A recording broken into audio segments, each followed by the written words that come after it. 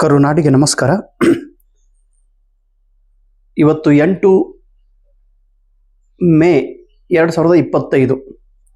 Just ಇವಾಗ ರಾಯಚೂರು ಯೂನಿವರ್ಸಿಟಿಯಿಂದ ಒಬ್ಬ ವಿದ್ಯಾರ್ಥಿ ಮಿತ್ರರು ಹನುಮಂತ್ ಅವರ ಅದೇ ಡಿಗ್ರಿ ಎಲ್ಲೋ ಕರ್ನಾಟಕದೊಳಗೆ ಸಿಂಧನೂರದವರು ಅವರು ಈಗ ಒಂದು ಮೆಸೇಜ್ ಮಾಡಿದ್ರು, ಸರ್ ಮತ್ತೆ ನೆಟ್ ಎಕ್ಸಾಮ್ ಪೋಸ್ಟ್ಪೋನ್ ಆಗಿದೆ ಅಂತೇಳಿ ಅವರೊಂದು ಮೆಸೇಜ್ ಕಳಿಸಿದ್ರು. ನಾನು ನೋಡಿದೆ. Thank you Hanumanthu. NET exam application date extend ಮಾಡಿದ್ದಾರೆ. ಆಕ್ಚುಲಿ ನಿನ್ನೆನೇ ಕೊನೆಯ ದಿವಸ ಇತ್ತು. ನೆಟ್ ಅಪ್ಲಿಕೇಶನ್ ಹಾಕುವಂತ ಡೇಟ್ ಎಕ್ಸ್ಟೆಂಡ್ ಮಾಡಿದ್ದಾರೆ. ಎಕ್ಸ್ಟೆಂಡ್ ಅಂದ್ರೆ ಇನ್ನು 3 ದಿವಸ ಅವಕಾಶವನ್ನು ಕೊಟ್ಟಿದ್ದಾರೆ. 12 ಮೇ 2025 ಇದು ಕೊನೆಯ ದಿವಸ. 12 ಮೇ ವರೆಗೆ ನೀವೆಲ್ಲರೂ NET net exam, national eligibility test, UGCಯ ಅಂದ್ರೆ NTA ತೆಗೆದುಕೊಳ್ಳುವಂತ ನೆಟ್ ಎಕ್ಸಾಮ್ದ ಅಪ್ಲಿಕೇಶನ್ ಫಾರ್ಮ್ ನಿನ್ನೆನೆ ಮುಗಿದಿತ್ತು. ಮತ್ತೆ ಅವಕಾಶವನ್ನು ಕೊಟ್ಟಿದ್ದಾರೆ. ಈ ಅವಕಾಶವನ್ನು ತಾವೆಲ್ಲರೂ ಬಳಸಿಕೊಂಡು ದಯವಿಟ್ಟು ಇದು ನನಗೋಸ್ಕರ ನೀವು ಅಪ್ಲಿಕೇಶನ್ ಹಾಕಬೇಕು. ಪಾಪ ಸಾಕಷ್ಟು ಕರ್ನಾಟಕದ ವಿದ್ಯಾರ್ಥಿಗಳಿಗೆ ಅಂದ್ರೆ ಕನ್ನಡ ಮೀಡಿಯಂದಲ್ಲಿ ಓದಿರುವ ಕನ್ನಡ ವಿದ್ಯಾರ್ಥಿಗಳಿಗೆ ಒಂದು ದೊಡ್ಡ ಭಯ ಏನು ಎಂದರೆ ನೆಟ್ ಎಕ್ಸಾಮ್ ಇಂಗ್ಲಿಷ್ದಲ್ಲಿ ಇರುತ್ತದೆ, ನೆಟ್ ಎಕ್ಸಾಮ್ ನಮ್ಮ ಕೈಲಿ ಆಗುವುದಿಲ್ಲ, ತುಂಬಾ ಬ್ರಿಲಿಯಂಟ್ ಇರುವ ವಿದ್ಯಾರ್ಥಿಗಳು ಮಾತ್ರ ನೆಟ್ ಎಕ್ಸಾಮ್ ಬರೆಯುತ್ತಾರೆ ಅನ್ನುವ ಒಂದು ತಪ್ಪು ಕಲ್ಪನೆಯಿಂದ ಹೆದರಿ ಹೆದರಿ ಹೆದರಿ ನೆಟ್ ಎಕ್ಸಾಮ್ ಹಾಕುತ್ತಿಲ್ಲ. ಆದರೆ ಈ ಬಾರಿ ತಾವೆಲ್ಲರೂ ಧೈರ್ಯ ಮಾಡಿ ನೆಟ್ ಎಕ್ಸಾಮ್ಗೆ ಅಪ್ಲಿಕೇಶನ್ ಹಾಕಬೇಕು. ನೆಟ್ ಎಕ್ಸಾಮ್ ಅಪ್ಲಿಕೇಶನ್ ಹಾಕಿದಾಗ ಮುಂದೆ ಏನಾದರೂ ಫೀ ತುಂಬುವಂತ ಕೊನೆಯ ದಿವಸ 13 ಮೇ. ಅಮ್ಮ ಬೆಕ್ಕಿ ಒಂದು ಸ್ವಲ್ಪ ಹಾಲು ಹಾಕಮ್ಮ, ಎಷ್ಟು ಓದರ್ಲಾಗತ್ತದು.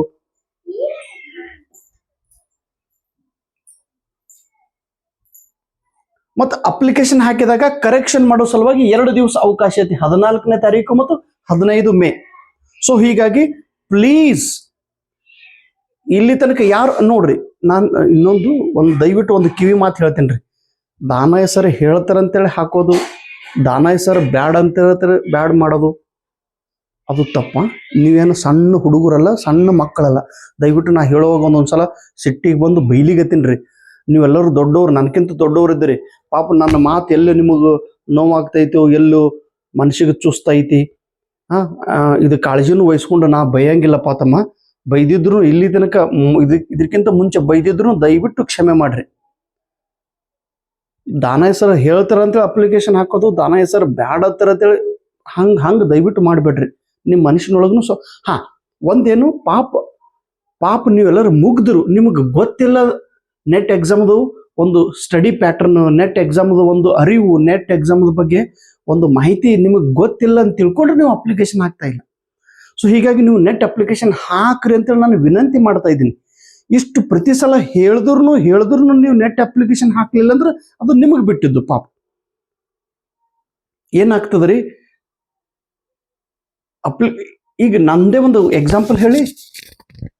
ಮಹಾರಾಷ್ಟ್ರ ಸೆಟ್ ಎಕ್ಸಾಮ್ದು ಇಷ್ಟು ಚಾತುರ್ಯದಿಂದ ನಾನು ಕೂತಿದ್ದ ಅಪ್ಲಿಕೇಶನ್ ಹಾಕ್ಬೇಕಂತೇಳಿ. ಅಪ್ಲಿಕೇಶನ್ ಬಿಟ್ಟ ತಕ್ಷಣನೇ ನಾನು ಅಪ್ಲಿಕೇಶನ್ ಹಾಕಿದ್ದೆ. ಹೀಗಾಗಿ ನನ್ನ ಅಪ್ಲಿಕೇಶನ್ ನಂಬರ್ 1 ಬಂದಿತ್ತು. ಮಹಾರಾಷ್ಟ್ರದೊಳಗೆ 1.5 ಲಕ್ಷ ಜನ ಅಪ್ಲಿಕೇಶನ್ ಹಾಕ್ತಾರೆ. ಆ 1.5 ಲಕ್ಷ ಜನರದೊಳಗ 2015 ಸೆಟ್ ಎಕ್ಸಾಮ್ ನನ್ನ ಕತಿ ಹೇಳ್ತಾ ಇದ್ದೀನಿ ರೀ.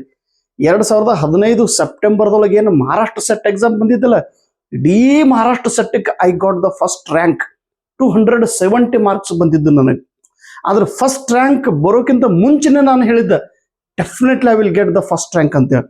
ಯಾಕೆ ಇಷ್ಟು ಕಾನ್ಫಿಡೆನ್ಸ್ ಬಂದಿತ್ತು ಅಂದ್ರೆ ಈ ಪರೀಕ್ಷೆ ಫಾರ್ಮ್ ಯಾವಾಗ ಬಿಡ್ತಾರಂತ ತಿಳ್ಕೊಂಡೆ ಹಿಂಗೆ ಕಂಪ್ಲೀಟ್ ರೆಡಿ ಆಗಿ ನಿಂತಿದ್ದೆ ನಾನು. ಅಪ್ಲಿಕೇಶನ್ ಬಿಟ್ಟ ತಕ್ಷಣವೇ ಹಿಂಗೆ ಬಿಟ್ಟ ನನ್ನದ್ರೊಳಗೆ ಅಪ್ಲಿಕೇಶನ್ ಹಾಕಿದ್ರಿ. ಅಪ್ಲಿಕೇಶನ್ ಹಾಕಿದ್ದು ಮೊದಲನೇ ವ್ಯಕ್ತಿ ನಾನು. ಇದು ಬಹಳ ವೈಭವೀಕರಣದಿಂದ ನನ್ನ ಬಗ್ಗೆ ನಾ ಹೇಳ್ತಾ ಇಲ್ಲ ತಮ್ಮ. ಇದು ಔಟ್ಪುಟ್ ಧನಯ ಈಸ್ ಇಂಪಾರ್ಟೆಂಟ್ ಅಲ್ಲ. ಇದು ಹೊರಗಿನ ದಾನಯ್ಯ ಬೇರೆ, ಇದ್ರ ಒಳಗೊಬ್ಬ ದಾನಯ್ಯ ಸರ್ ಅದನ. ನನ್ನ ಶರೀರದೊಳಗೆ ಒಬ್ಬ ದಾನಯ್ಯ ಸರ್ ಅದನ. ಅವ ಭಾರಿ ಚಾಪ್ಟರ್ ಅದನ್ರಿ, ಅವ ಭಾರಿ ಹುಷಾರ್ ಅದನ, ಅವ ಭಾರಿ ಹಾರ್ಡ್ ವರ್ಕರ್ ಅದನ, ಅವ ಭಾರಿ ನಮ್ರತೆ ಅದನ, ಅವ ಭಾರಿ ನೋಡ್ರಿ ಬ್ರಿಲಿಯಂಟ್ ಅಲ್ಲ. ಒಳಗಿನ ದಾನಯ್ಯ ಬ್ರಿಲಿಯಂಟ್ ಅಲ್ಲ, ಆದ್ರ ಛಲ ಇರುವಂತ ದಾನಯ್ಯ ಅದನ ಒಳಗಿಂದು. ಹಿಂಗಾಗಿ ಹೊರಗಿಂದ ನೋಡಿದ ತಕ್ಷಣ ನನಗೆ ಯಾರೂ ಅನ್ನಂಗಿಲ್ಲ ಹಾರ್ಡ್ ವರ್ಕರ್ ಅಂತ. ಯಾಕಂದ್ರೆ ನನ್ನ ಮುಖ, ನನ್ನ ಶೇಯ, ನನ್ನ ದೇಹ ಔಟ್ಪುಟ್ ನೋಡಿ ಎಲ್ಲರೂ ಕಾಮನ್ ಅಂತ ಹೇಳಿ ತಿಳ್ಕೊಂತಾರ. I am not a common man. ಅದಕ್ಕೆ ಎಕ್ಸಾಂಪಲ್ ಯಾಕೆ ಕೆಲವೊಬ್ರು ಅಂದ್ರೆ ನಿನ್ನೊಬ್ಬ ಕಾಮೆಂಟ್ ಮಾಡನ್ರಿ, ಅವ ಮನುಷ್ಯ ಅವ ಏನು ಬ್ಯಾಡ್ ಕಾಮೆಂಟ್ ಮಾಡೋರ್ಗೆ ಏನಲ್ಲಿ ಅವ ಏನಂದನ್ರಿ, ಬರೇ ದಾನಯ್ಯ ಅವ್ ನಂಗೆ ನಿಮ್ಗೆ ತೋರಿಸ್ತೇನ್ರಿ, ಬರೀ ನಿಮ್ಮ ಬಗ್ಗೆನೇ ನೀವು ಹೇಳಿ ನಮ್ಮ ಸಮಯವನ್ನು ಹಾಳು ಮಾಡುತ್ತಿದ್ದೀರಿ, ಅದಕ್ಕೆ ನಾವು ನಿಮ್ಮ ವಿಡಿಯೋವನ್ನು ನೋಡುವುದಿಲ್ಲ ಅಂತೇಳಿ. ಅಣ್ಣ ನಿಮ್ಮ ಮನೆಗೆ ಬಂದು ಕುಂಕಮ್ ಹಂಚಿ ನಿನಗೆ ಆರತಿ ಮಾಡಿ ಹೇಳಿ ನನ್ನ ವಿಡಿಯೋ ನೋಡಂತೇಳಿ ಈ ರೀತಿ ಅವ್ರಿಗೆ ನಾನು ಮೆಸೇಜ್ ಮಾಡಿದೆ. ಮತ್ತೇನಂತಾನ, ಇನ್ನು ಮುಂದೆ ಅಪ್ಲೋಡ್ ಮಾಡಿದೆ ಅಂದ್ರೆ ನೋಡಂತ ನನಗೆ ಧಮಕಿ ಕೊಡ್ತಾನ್ರಿ. ಮೊದಲೇನಂತಾನ, Danayya sir you are talking about yourself, ಕನ್ನಡದ ಬರ್ದನ್ರಿ, ನಿನ್ನ ಬಗ್ಗೆನೇ ನೀ ಮಾತಾಡಿ ನನ್ನ ಸಮಯವನ್ನು ಹಾಳು ಮಾಡ್ತಿ, ಅದಕ್ಕೆ ನಿಮ್ಮ ವಿಡಿಯೋ ನೋಡೋದಿಲ್ಲ ಅಂತೇಳಿ. ಬ್ಯಾಡೋ ತಮ್ಮ ತಂದ ನಾ ಏನಂದ್ರೆ, ನಿಮ್ಗೆ ನಮ್ಮ ವಿಡಿಯೋ ನೋಡಂದಿನೇನ್ರಿ ಸರ, ನೀವು ದಯವಿಟ್ಟು ನೋಡ್ಬೇಡ. ನೀವು ವಿಡಿಯೋ ಯಾಕೆ ಅಪ್ಲೋಡ್ ಮಾಡ್ತೆ ಅಂತ. ಅಲ್ಲ ಮೂರ್ಖ ಅಂತಾರ ನಿನ್ನಂತನು ಮೂರ್ಖ. ನಿಮ್ಮ ಅವ್ವಪ್ಪಗೆ ಮಾತಾಡೋದು ಹಿಂಗೆ ನೆಗೆಟಿವ್ ಆಗಿ ಅಪ್ಲೋಡ್ ಮಾಡಬೇಡ ನಿನ್ನ ಸಲುವಾಗಿ ದಯವಿಟ್ಟು. ಮತ್ತೆ ನಾನು ಉಳಿದವ್ರಿಗೆ ದಾನಯ್ಯ ಸರ್ ಒಮ್ಮೆ ಯಾಕೆ ಸಿಟ್ಟಿಗೆ ಬರ್ತಾರೆ ಅಂತೇಳಿ ನನ್ನ ಜೀವನ ನಡೆದೊಂದು 2-3 ಘಟನೆ ಯಾಕೆ ಹೇಳ್ತೀನಿ ಗೊತ್ತದ್ರಿ. ಅಪ್ಲಿಕೇಶನ್ ಹಾಕುವಾಗ ಫಸ್ಟ್ ವ್ಯಕ್ತಿ ನಾನೇ. ಇದ್ರ ಅರ್ಥ ಏನು ಗೊತ್ತದ್ರಿ, ಅಂದ್ರೆ ಎಷ್ಟು ಚಾತುರ ಪಕ್ಷಿಯಿಂದ ನಾನು ಅದನ್ನ ಕಾಯ್ತಿದ್ದೆ. ಆ ಎಕ್ಸಾಮ್ದ ಡೇಟ್ ಅನ್ನು ನಾನು ಕಾಯ್ತಿದ್ದೆ. ಹೀಗ ನಿಮಗೂ ಹಿಂಗೆ ತುಡಿತಾ ಇರಬೇಕು. ನಾನು ಯಾವಾಗ ಅಪ್ಲಿಕೇಶನ್ ಹಾಕ್ಲಿ, ನಾನು ಯಾವಾಗ ಎಕ್ಸಾಮ್ ಬರೀಲಿ, ನಾನು ಯಾವಾಗ ಎಕ್ಸಾಮ್ ಪಾಸ್ ಮಾಡಲಿ, ನಾನು ಯಾವಾಗ ಡಿಗ್ರಿ ಕಾಲೇಜ್ ಹೋಗಿ ಅಪಾಯಿಂಟ್ಮೆಂಟ್ ತಗೊಳ್ಳಿ ಅನ್ನುವಂಥ ಹೀಗೆ ಪ್ರತಿ ಕ್ಷಣ ಅಂತ ನಾ ಪ್ರತಿ ಕ್ಷಣ ಹಿಂಗೆ ಪುಡಿತಿರ್ಬೇಕು. ನಿಮ್ಮ ಆಲೋಚನೆಗಳು, ನಿಮ್ಮ ಶರೀರ ಹಿಂಗೆ ಕುಣಿತಿರ್ತಿರ್ಬೇಕು. ಶರೀರ ಕುಣಿಲಿ, ಆದ್ರ ಮೈಂಡ್ ಮಾತ್ರ ಕಾನ್ಸ್ಟಂಟ್ ಆಗಿರ್ಬೇಕು, ಗುರಿ ಕಡೆ ಇರಬೇಕು. ಸೊ ಪ್ಲೀಸ್, ನಾನು ಅಪ್ಲಿಕೇಶನ್ ಅಂದಾಗ ಹಾಕೋದು, ಬೇಡ ಅಂದ್ರೆ ಬೇಡ, ಹಾಗಲ್ಲ. ನಿರ್ಧಾರ ದಯವಿಟ್ಟು ನೀವು ಮಾಡ್ರಿ. 10 ವರ್ಷ ಹಿಡಿದು ನಾನು ಪ್ರಯತ್ನ ಮಾಡ್ತಾ ಇದ್ದೀನಿ ರೀ. ಇಂದಿಲ್ಲ ನಾಳೆ ಒಳ್ಳೇದಾದೇತು, ಇಂದಿಲ್ಲ ನಾಳೆ ನನ್ನ ಜೀವನದೊಳಗೆ ಹೊಸ ಬೆಳಕು ಬಂದಂತು, ಇಂದಿಲ್ಲ ನಾಳೆ ನನ್ನ ಜೀವನ ಸುಧಾರಣೆ ಆದೈತೆ ಅಂತ ತಿಳ್ಕೊಂಡು ಪ್ರಯತ್ನ ಮಾಡ್ತಾ ಇದ್ದೀನಿ. ಪ್ಲೀಸ್ ನೀವು ಕೂಡ ಒಂದು ಎಕ್ಸಾಮ್ ಪಾಸ್ ಮಾಡಿದ್ರಲ್ರಿ, ನೀವು ಡಿಗ್ರಿ ಕಾಲೇಜ್ ಒಳಗೆ ಅಟ್ಲೀಸ್ಟ್ ಗೆಸ್ಟ್ ಪ್ರೊಫೆಸರ್ ಅಂತ ಹೋಗಿ ಜಾಯಿನ್ ಆಗ್ರಿ. ಎಲ್ಲವೂ ನಿಮ್ಮ ಸಮಸ್ಯೆಗೆ ಒಂದೇ ಒಂದು ಬ್ರಹ್ಮಾಸ್ತ್ರ ಏನು ಅಂದ್ರೆ ಇದೊಂದು ಸರ್ಟಿಫಿಕೇಟ್. ಈ ಸರ್ಟಿಫಿಕೇಟ್ ಪಡಿಬೇಕು ನೀವು. ಮತ್ತೆ ಕೆಸೆಟ್ ಪಾಸ್ ಆದಂತ ಎಲ್ಲ ವಿದ್ಯಾರ್ಥಿ ಮಿತ್ರರು ಇದೇ ಸಮಯದೊಳಗೆ ನೆಟ್ ಎಕ್ಸಾಮ್ ಒಂದೊಂದು ಪಾಸ್ ಮಾಡಿಬಿಟ್ರೆ ಸಾಕು. ಒಮ್ಮೆ ನೆಟ್ ಪಾಸ್ ಆದ್ರಿಂದ ಮುಗೀತು, ನ್ಯಾಷನಲ್ ಲೆವೆಲ್ ಪರೀಕ್ಷೆ ಪಾಸ್ ಮಾಡಿದ ಹಾಗೆ. ಮತ್ತು ನೆಟ್ ಎಕ್ಸಾಮ್ ಇಂಗ್ಲೀಷ್ದೊಳಗೆ ಇರ್ತೈತಿ. ಪ್ಲೀಸ್, ನನಗೆ ಇಂಗ್ಲೀಷ್ ಬರಂಗಿಲ್ರಿ ಸರ್, ನೀವು ಕನ್ನಡದೊಳಗೆ ಎಕ್ಸ್ಪ್ಲೇನ್ ಮಾಡ್ತೀರಿ, ನೀವೆಲ್ಲ ಕನ್ನಡದೊಳಗೆ ಬರೀರಿ ಸರ್. ಕನ್ನಡದಾಗ ಬರ್ದಿರ್ದು ಅಷ್ಟೇ ತಮ್ಮ, ಇಂಗ್ಲೀಷ್ ಒಳಗೆ ಬರ್ದಿದ್ರು ಅಷ್ಟೇ. ಇಲ್ಲಿ ನೀವು ಹಂಗೆ ತಿಳ್ಕೊಕ್ ಹೋಗ್ಬೇಡ್ರಿ. National level you are going to become a professor, ನೀವೆಲ್ಲರೂ ಪ್ರೊಫೆಸರ್ ಆಗೋರಿದ್ರಿ. ನಾನು ಕನ್ನಡ ಮೀಡಿಯಮ್ದೊಳಗೆ ಇದ್ದೀನ್ರಿ ಸರ್, ನಾನು ಕನ್ನಡದೊಳಗೆ ಬರೀತೀನಿ ಸರ್, ನನಗೆ ಇಂಗ್ಲೀಷ್ ಅರ್ಥ ಆಗಂಗಿಲ್ಲ ಸರ್. ಪ್ರಯತ್ನ ಮಾಡ್ರಿ ಅಲ್ರಿ, ಯಾಕೆ ಪ್ರಯತ್ನ ಮಾಡಬಾರ್ದು? 1ನೇ ಕ್ಲಾಸ್ ಹಿಡಿದು ಇಂಗ್ಲೀಷ್ ಕಲ್ತಿಲ್ಲ, PUC ಸೆಕೆಂಡ್ ಇಯರ್ ವರೆಗೆ ಅಂದ್ರೆ 12 ವರ್ಷ ಇಂಗ್ಲೀಷ್ ಕಲ್ತರು ಇಂಗ್ಲೀಷ್ ಬರಂಗಿಲ್ಲ ಅಂದ್ರೆ ಇಂಗ್ಲೀಷ್ ಬರಂಗಿಲ್ಲ ಅಂತೇಳಿ ಮಾತಾಡೋದಿಲ್ಲ. ಪ್ರಯತ್ನ ಮಾಡ್ತೀನಿ ಸರ್, ಇರ್ಲಿ ನೀವು ಇಂಗ್ಲೀಷ್ ಒಳಗೆ ಪದ ಬರೀರಿ, ಇಂಗ್ಲೀಷ್ ಪದ ಅದರಿಂದ ನಾನು ಅರ್ಥ ಮಾಡ್ಕೊಂತೀನಿ. ಕನ್ನಡದೊಳಗೆ ಬರ್ಕೊಂತ ಹೋಗ್ರಿ, ಬೇಡ ಅನ್ನಂಗಿಲ್ಲ. ನಿಮ್ಮ ನೋಟ್ಸ್ ಇಂಗ್ಲೀಷ್ ಒಳಗೆ ಬರ್ದಿದ್ದು ಅದನ್ನ ನೀವು ಪಾಸಿಟಿವ್ ಆಗಿ ಸ್ವೀಕಾರ ಮಾಡಿ ನಿಮ್ಮ ಹೆಜ್ಜೆನ ಮುಂದೆ ಇಡ್ರಿ. ಪ್ಲೀಸ್, ನಿಮ್ದು ಒಳ್ಳೇದಾಗ್ತೈತಿ ತಮ್ಮ, ನೀವು ಗ್ಯಾರಂಟಿ. ನೋಡ್ರಿ, ನನ್ನ ಮೇಲೆ ನಂಬಿಕೆ ಇಟ್ಟು ನನಗೆ ಪ್ರೋತ್ಸಾಹ ನೀಡುವಂತ ಎಷ್ಟೋ ವಿದ್ಯಾರ್ಥಿ ಬಳಗದವ್ರು ಇದ್ದೀರಿ. ನಿಮ್ಮ ಸಲುವಾಗಿ ನಾನು ಪ್ರಯತ್ನ ಮಾಡ್ತಾ ಇದ್ದೀನಿ. ಇಂದಿಲ್ಲ ನಾಳೆ ನಿಮ್ಮ ಜೀವನದ ಜೊತೆಗೆ ನನ್ನ ಜೀವನವೂ ಬೆಳೆಯುತ್ತದೆ ಎಂಬ ಒಂದು ಕಾನ್ಸೆಪ್ಟ್ ಇಟ್ಕೊಂಡು ನಾನು ವರ್ಕ್ ಮಾಡ್ತಾ ಇದ್ದೇನೆ.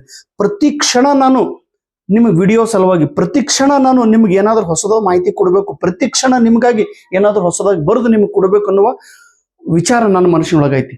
ನಾನು ಮುನ್ಕೊಂಡ್ರು ನೆಟ್ಟು ಕೆಸೆಟ್ ಅಂತೀನಿ. ಡ್ಯೂಟಿಗೆ ಹೋದ್ರೂ ನೆಟ್ ಕೇಸೆಟ್ ಅಂತೀನ್ರಿ, ಊಟ ಮಾಡುವಾಗ ನೆಟ್ ಕೇಸೆಟ್. ನನ್ನ ಹೆಣತಿ ಅಂತಳ ನೀವೆಲ್ಲ ಪಾಸ್ ಆಗಿರಲ್ರಿ, ನೌಕರಿ ಅದ, ಮತ್ತೆ ಅದಕ್ಕೆ ನಿಮ್ಗೆ ದೇವ್ ಬಡ್ತದೇನ್ರಿ ನೆಟ್ ಸೆಟ್ದು, ದೇವ್ ಬಡಿಬೇಕ್ರಿ ಅಂದಾಗ ನಾವು ಸಾಧನೆ ಮಾಡ್ತೀವಲ್ಲ. ಇಷ್ಟೆಲ್ಲ ಪಾಸ್ ಆಗಿರಲ್ಲ, ಆದ್ರೂ ಏನು ಸಾಧನೆ ಇನ್ನೂ ಮಾಡ್ಬೇಕಾಗೈತಿ. ನಾನು ಪಾಸ್ ಆಗಿನಿ, ನನಗೇನು ಬೆನಿಫಿಟ್ ಆಗಲಿಲ್ಲ ಅಂದ್ರೆ ಇಂದಿಲ್ಲ ನಾಳೆ ನಿಮಗೆ ಬೆನಿಫಿಟ್ ಆಗ್ಯದ, ನಿಮಗೆ ಬೆನಿಫಿಟ್ ಆಗಿದೆ ಅಂದ್ರೆ ನನಗೆ ಒಳ್ಳೇದಾಗ್ತದ. ಹಿಂಗೆ ತಿಳ್ಕೊಂಡು ಕೆಲಸ ಮಾಡ್ಲಾಗತ್ತೀನ್ರಿ. ಪ್ರತಿ ಕ್ಷಣ ಅಂತೀನ್ರಿ ನಾನು, ಒಂದು ದಿವಸದೊಳಗ 1440 ಮಿನಿಟ್ಗಳು ಇರ್ತೈತಿ. Every minute I am only thinking about set and net exam. KSET book ಬರೆಯೋದು, ಮಾರಾಟ ಮಾಡೋದು, ಹುಡುಗರಿಗೆ ಒಳ್ಳೇದು ಕೊಡೋದು, ವಿಡಿಯೋ ಮಾಡೋದು, ನೋಡೋಣ ಇಂದಿಲ್ ನಾಳೆ ಒಳ್ಳೇದಾಗ್ತದೆ ಅನ್ನೋ ಭಾವನೆಯಿಂದ. ಮತ್ತು ಟೈಮ್ ಯಾವುದಕ್ಕೂ ಒಂದು ನಿಯೋಜನಬದ್ಧವಾಗಿ ಸ್ಟಡಿ ಮಾಡಬೇಕು, ನಿಯೋಜನಬದ್ಧವಾಗಿ ಅದನ್ನು ನಾವು ಕಾರ್ಯಾಚರಣೆ ಮಾಡಬೇಕು. ಸುಮ್ಮನೆ ದಡಲ್ಲತೇಳಿ ನಿರ್ಣಯ ತೊಳೋದಲ್ರಿ, ಒಮ್ಮೆ ಸಡನ್ಲಾಗಿ ಯಾವುದೂ ಕೆಲಸ ಮಾಡೋದಲ್ಲ. ನಿಯೋಜನ ಪೂರ್ವಕ ನೀವು ಅಭ್ಯಾಸ ಮಾಡ್ರಿ, ನಿಯೋಜನಬದ್ಧವಾಗಿ ಕೆಸೆಟ್ NET ನೆಟ್ಟದ ಬಗ್ಗೆ ಅಭ್ಯಾಸ ಮಾಡ್ರಿ. Guarantee will get the success. Pahalgam ಮೇಲೆ ಹಲ್ಲಾ ಮಾಡಿದವ್ರು ಪಾಕಿಸ್ತಾನದ ಏನು ಭಯೋತ್ಪಾದಕರ ಅವ್ರ ಮೇಲೆ ಅಟ್ಯಾಕ್ ಮಾಡೋ ಮತ್ತು ಅವ್ರ ಮೇಲೆ ದಾಳಿ ಮಾಡೋ ಸಲುವಾಗಿ ಭಾರತದಂತ ದೊಡ್ಡ ಒಂದು ದೇಶಕ್ಕೆ, ದೊಡ್ಡ ಪ್ರಧಾನಮಂತ್ರಿಗೇ 13 ದಿವಸ ಟೈಮ್ ತಗೋಬೇಕಾಗಿತ್ತು. ಪ್ರತಿ ದಾಳಿ ಮಾಡೋ ಸಲುವಾಗಿ 13 ದಿವಸ ನಾವು ವೇಟ್ ಮಾಡಿವಿ. 13 ದಿವಸದವರೆಗೆ ಪ್ರತಿ ಕ್ಷಣ ಅವರು ಅದನ್ನ ಪ್ಲಾನಿಂಗ್ ಮಾಡ್ತಾ ಇದ್ರು. ಇವರಿಗೆ ಹೇಗೆ ಹೊಡೆಯೋದು, ಏನು ಯೋಜನೆ ಮಾಡೋದು, ಯಾವ ಪ್ಲಾನಿಂಗ್ ಮಾಡೋದು, ಯಾರ ಕಡೆಯಿಂದ ಹೊಡಿಲಿಕ್ಕೆ ಹಚ್ಚೋದು. ನೋಡ್ರಿ, ಈ ಬೆಳಗಾವ್ ಕರ್ನಾಟಕದೇನು ಬೆಳಗಾವದ ಹೆಣ್ಣು ಮಗಳು ತಾಯಿ ಸೊಸೆ ಅಂತ ಅವರು ಕುರೇಶ್ ಅನ್ನುವ ಆ ಕರ್ನಲ್, ಆ ಮೇಡಮ್ ಅವ್ರ ಕಡೆಯಿಂದ ಅವರಿಗೆ, ಅಂದ್ರೆ ಹೆಣ್ಣು ಮಕ್ಕಳ ಕಡೆಯಿಂದನೇ ಅವ್ರಿಗೆ ಹೊಡಿಲಿಕ್ಕೆ ಹಚ್ಚೋದು. ಸಿಂಧೂರ್ ಅವ್ರಿಗೆ ಕೆಡಸ್ಯಾರ ಅಂತ ತಿಳ್ಕೊಂಡು ಹೆಣ್ಣು ಮಕ್ಕಳ ಕಡೆಯಿಂದನೇ ಅವರನ್ನ ನಾಶಪಡಿಸಿದ್ರು. ಈ ಒಂದು ಕಾರ್ಯಾಚರಣೆ ಮಾಡ್ಬೇಕಾದ್ರೆ ಎಷ್ಟು ಮೈನ್ಯೂಟ್ ಆಗಿ ಅವ್ರು ಕಾರ್ಯಾಚರಣೆ ಮಾಡ್ತಾರೆ ನೋಡ್ರಿ. ಪಾಕಿಸ್ತಾನದವ್ರಿಗೆ ಗೊತ್ತಿಲ್ಲ ಭಾರತದವ್ರು ಅಟ್ಯಾಕ್ ಮಾಡಿದ್ದು. ಇದಕ್ಕಂತಾರೆ ಸ್ಲೋ ಮೂಮೆಂಟ್. ನಾವು ದಾಳಿ ಮಾಡ್ತೀವಿ ಅಂತ ಹೇಳಿ ಹೊಡೆದ್ರೇನ್ರಿ, ಇಲ್ಲ. ಹಾಗೆ ನೀವು ಕೆಸೆಟ್ NET ನೆಟ್ ಎಕ್ಸಾಮ್ ಮಾಡೋದು ಯಾರಿಗೂ ಗೊತ್ತಾಗ್ಬಾರ್ದು. ಅದ್ರ ಬಗ್ಗೆ ಸತತವಾಗಿ ನೀವು ಪ್ಲಾನ್ ಮಾಡ್ಕೊಂತ ಎಕ್ಸಾಮ್ ಬರೀರಿ ತಮ್ಮ, ಪ್ಲೀಸ್. ಓ ತಮ್ಮ, 86,400 ಸೆಕೆಂಡ್ಸ್ಗಳು ಇರ್ತಾವ್ರು ಒಂದು ದಿವಸದೊಳಗೆ. ಅದರಲ್ಲಿ ಎಷ್ಟು ಸೆಕೆಂಡ್ ಅನ್ನ ನೀವು ಯೂಸ್ ಮಾಡ್ತೀರ ಅನ್ನೋದು ನಿಮ್ಗೆ ಗೊತ್ತಿರಬೇಕು. ಒಂದೊಂದು ತಾಸಲ್ಲ, ಒಂದೊಂದು ಸೆಕೆಂಡ್ ಕೂಡ ಯು ಶುಡ್ ಯೂಸ್ ಅಂದ್ರೆ ಹೆಂಗ್ರಿ, that second you have to invest on yourself. ಆ ಪ್ರತಿ ಸೆಕೆಂಡು ನಿಮಗಾಗಿ ಬಳಕೆ ಮಾಡ್ಕೊಳ್ಬೇಕು. ನಿಮಗಾಗಿ ಹೇಗಂದ್ರಿ, ಸರ್ ನಾನು ಮನ್ಕೋತೀನಿ, ಓಕೆ ವೆರಿ ಗುಡ್, ಮಲ್ಕೋ.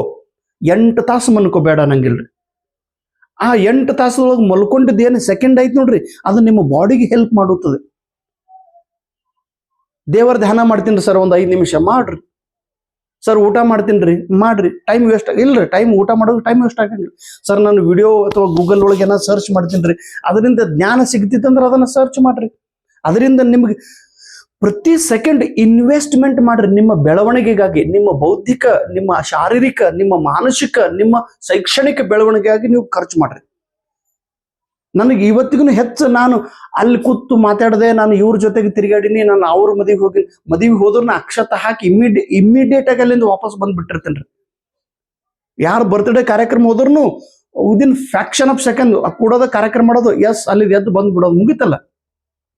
ಹೆಚ್ಚಿಗೆ ನಿಮ್ಮ ಸಮಯ ಯಾರಿಗೂ ನೀವು ಯಾರೇ ಬಂದ್ರು, ದೇವ್ರ ನಿಮ್ಮ ಎದುರಿಗೆ ಬಂದು ನಿಂತರೂ ಕೂಡ ದೇವರಿಗೆ ಸುದ್ದ ನೀವು ಟೈಮ್ ಕೊಡಬಾರ್ದು ಸಾಧನೆ ಮಾಡುವಾಗ. ನೋ, ರಿಸಲ್ಟ್ ಬಂದಾಗ, ನೀವು ಪರೀಕ್ಷೆ ಪಾಸ್ ಆದಾಗ ಇನ್ನೊಬ್ಬರಿಗೆ ಸಲುವಾಗಿ ನೀವು ಟೈಮ್ ಕೊಡ್ರಿ. ಈಗ time is more than god, time is more than money, time is more than your life. ಸಮಯ ಇದು ಮತ್ತೆ ವಾಪಸ್ ಬರಂಗಿಲ್ಲ ತಮ್ಮ. ಹಿಂಗಾಗಿ ಸಮಯ ದುಡ್ಡಿನಕ್ಕಿಂತ ಹೆಚ್ಚು ಬೆಲೆ ಬಾಳೋದು, ಸಮಯ ದೇವರಿಗಿಂತ ಹೆಚ್ಚು ಶ್ರೇಷ್ಠವಾದದ್ದು. ಸಮಯ ಎಂದರೆ ನಿಮ್ಮ ಜೀವನ, ಸಮಯ ಎಂದರೆ ಹಿಂಗಾಗಿ ಪ್ಲೀಸ್ ಪ್ರತಿ ಸೆಕೆಂಡ್ ನೀವು ಅದನ್ನು ಯೂಸ್ ಮಾಡ್ರಿ. ಕೆಸೆಟ್ ಎಕ್ಸಾಮ್ ಮತ್ತು ನೆಟ್ ಎಕ್ಸಾಮ್ ಸಲುವಾಗಿ ಪ್ರಯತ್ನ ಮಾಡ್ರಿ. ಸಾಧ್ಯ ಆಯ್ತಂದ್ರೆ ನನ್ನ ಬುಕ್ ನೀವು ಯಾಕೆ ಸರ್ ಪ್ರತಿ ಸಲ ನೀವು ನಿಮ್ಮ ಬುಕ್ನ ಹೇಳ್ತಿರಲ್ರಿ? ಹೌದು ತಮ್ಮ, ಸ್ವಲ್ಪ ನಂದು ಈ ಬುಕ್ಕನ್ನು ಪ್ಲೀಸ್ ಡಿಟೇಲ್ ಆಗಿ ಮೈನ್ಯೂಟ್ ಆಗಿ ಇದನ್ನು ಓದ್ರಿ. ಇದನ್ನು ಕ್ವಶನ್ ಬ್ಯಾಂಕ್ ಐತಿ, ಇದು ವ್ಯಾಲ್ಯೂಮ್ 1, ಇದು ವ್ಯಾಲ್ಯೂಮ್ 2. ಕ್ವಶನ್ ಬ್ಯಾಂಕ್ ಅನ್ನು ಯೂಸ್ ಮಾಡ್ರಿ. ಇದು ನೆಟ್ ಎಕ್ಸಾಮ್ ಬರೆಯುವಂಥ ಇಂಗ್ಲೀಷ್ ಮೀಡಿಯಂ ವಿದ್ಯಾರ್ಥಿಗಳು ಈ ಬುಕ್ಕನ್ನೇ ರೆಫರ್ ಮಾಡ್ರಿ.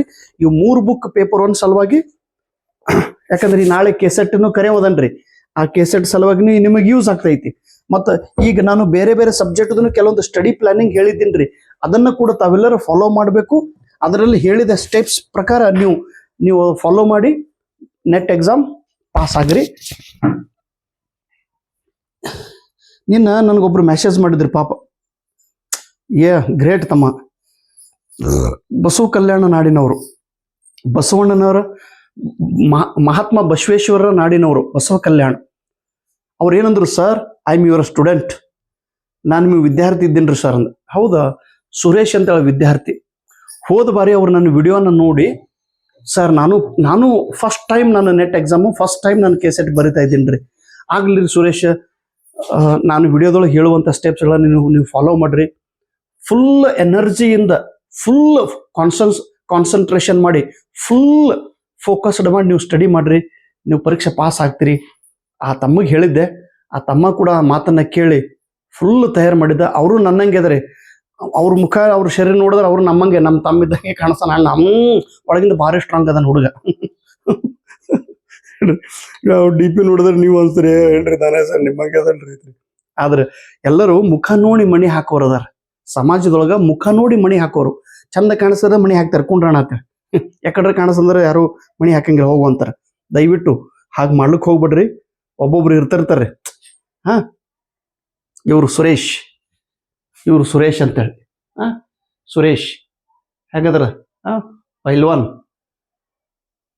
ಆದ್ರೆ ಇವ್ರು ಮಾಡಿದ್ದು ಎಂಥ ಸಾಧನೆ ಗೊತ್ತಂತಮ್ಮ, ಗ್ರೇಟ್ ಯಾರ್. ಅವ್ರು ಎಷ್ಟು ಚಂದ ಒಂದು ಕೋಟೇಶನ್ ಇಟ್ಟರು ನೋಡ್ರಿ, ಶ್ರಮಮೇವ ಜಯತೆ ಸತ್ಯಮೇವ ಜಯತೆ. ಭಾರತ ಸರ್ಕಾರದವ್ರು ಬರ್ದಾರ, ಇವರು ಶ್ರಮಮೇವ ಜಯತೆ ಕಾಯಕವೇ ಕೈಲಾಸ್.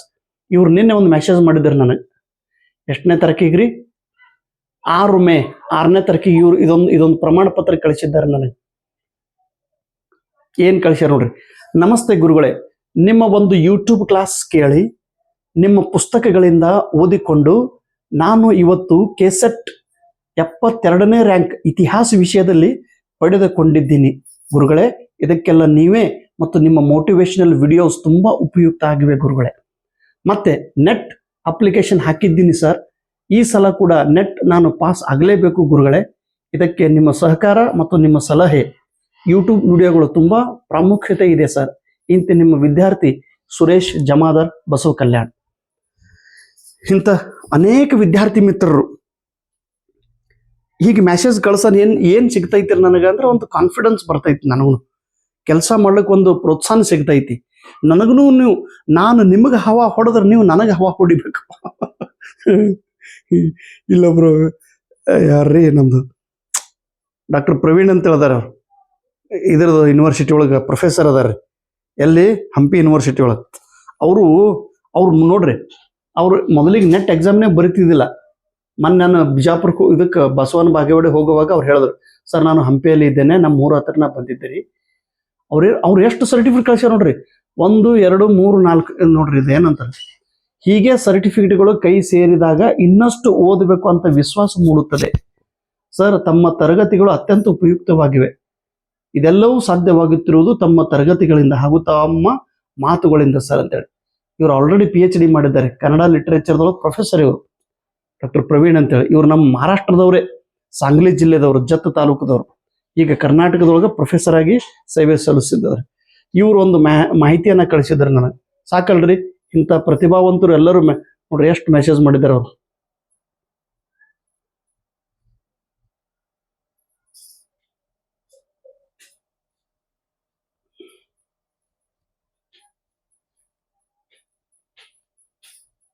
ಸೊ ಇರಲಿ ಪ್ರವೀಣ್ ಸರ್, ನಿಮಗೂ ಕೂಡ ಧನ್ಯವಾದಗಳು.